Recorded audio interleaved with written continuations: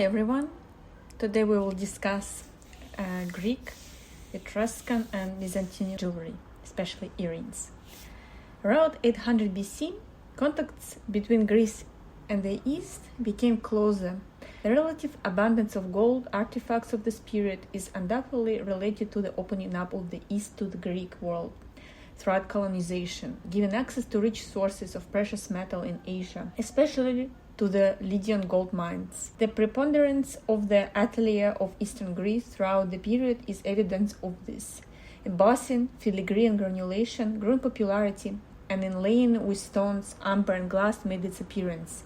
Gold earrings of flat crescent design, often decorated with granulation and inlays, and suspended with fine chains are well represented, as well as earrings designed as spirals to the thrust through a hole in the lobe. They were either simple gold wire spirals or had a variety of finals decorated with beading and granulation. Greek examples of the 7th century BC are characterized by a rather fat boat-shaped motif.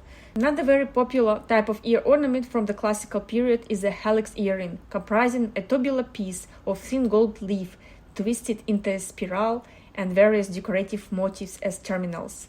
This had already existed in the Archaic period and was very well known in the Oriental Greek world as early as the 7th century BC. Many examples have been found in Cyprus, Rhodes, Macedonia, and southern Russia, all related to the same prototype, probably of Cypriot origin, descended from the spirals of encomi. Towards the mid-4th century BC, another form of earring appeared, consisting of an open circle with a small pointed finial on one side and a larger terminal in the shape of a human or animal head on the other. There are similar examples with the human or animal heads on both terminals, one larger than the other. This remained popular throughout the Hellenized world until the beginning of the 1st century BC. The favorite motif was the terminal was the lion head, but antelopes, rams, dogs, and bulls' heads are also known. Their eyes set with gemstones or colored glass pastes. Etruscan. The earliest remains of the Etruscans of central Italy are dated about 700 BC, continuing in recognizable form until about the 1st century BC. Their great wealth, attributable largely to the mineral resources of the country, is reflected in the sumptuousness of their tombs. In female graves, vessels of precious metal and silver and gold jewelry such as pectorals, bracelets, and elaborate earrings reflect not only the important role women had in the society, but also jewelry function of hoard and reserve fund. Although in the earliest manifestations, Etruscan art was remarkably free of Greek influences, it did not long remain so, and by the end of the 7th century BC, Greek artistic influence was becoming increasingly significant. The earliest Etruscan earrings is about 625 BC, in the shape of crescents and hoops, are not dissimilar to those found elsewhere in the Greek world. The first truly Etruscan form of earring made its appearance just before the mid-6th century. The type is known as a bolle, Italian for a bag or a traveling case, and it is perhaps the best known form of Etruscan ornament. Its popularity lasted just over a century. It consists of a strip of gold leaf bent round to form a cylinder, the two ends connected by gold wire, also acting as a suspension hoop. Rome and Byzantium. Examples of silver and gold jewelry from the pre-Republican and Republican Rome are very scarce.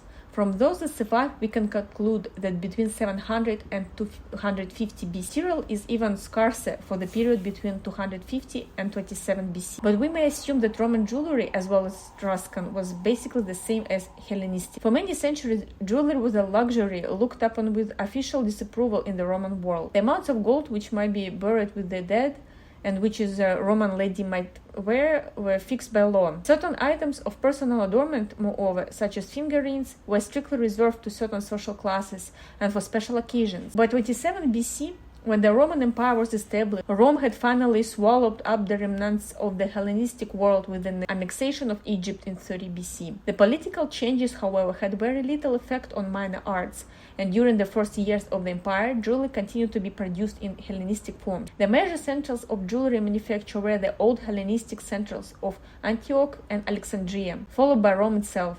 Progressively, wealth, luxury, and ostentation replaced republican sobriety and jewelry became important in display. In the eastern part of the empire and in Egypt, earrings designed as plain hoops or hoops decorated with human and animal heads of Hellenistic tradition continued to be produced with only minor variation until the 2nd century AD. Other types consisted of long C-shaped hooks with variously designed pendants. A new type appeared suddenly in the 1st century AD and lasted for about 100 years. It consisted of a gold hemisphere with the S-shaped hook fitted at the back, sometimes surmounted by the similar but smaller boss. This was very popular. Many examples have been found as far apart as Rome, Cyprus, Palestine, and it is also frequently depicted on mummy portraits. Closely related is the type consisting of a spherical cluster or pearls or beads. In the course of the 2nd century AD, a whole new class of earrings appeared, quite unrelated to Hellenistic shapes. In its simplest form, it consisted of a gemstone set in a large bezel holding a drop pendant, secured to the earlobe by means of an S-shaped hook. During the same period, earrings were produced in the form of circular gem-set elements supporting horizontal bars with 2 or 3 pendants. Gemstones, including sapphires, emeralds, aquamarines, and topazes, were by now freely employed in jewelry. During the 3rd century AD, the Roman Empire began to crumble. During the 4th, it was divided in an Eastern and Western Empire, and during the 5th, the western half collapsed, leaving only the Eastern Empire, governed from Constantinople, formerly Byzantium. One effect of these changes was the Oriental influences were again powerful in Western art, but as far as jewelry is concerned, Roman techniques and form continues to be used in earrings with 2 or 3 gems and pendants drops remained normal. In Western Europe, jewelry production declined drastically, and only one form of earring stands out as original. This consists of a wire hoop, simple or twisted, decorated with a polyhedral motif, usually inset with garnets. The popularity of this type is confirmed by finds from Ostrogothic, Merovingian, and Southern Russian sites dating from the 5th to 9th century. And today that's all we wanted to discuss. Stay tuned for future podcasts. Goodbye.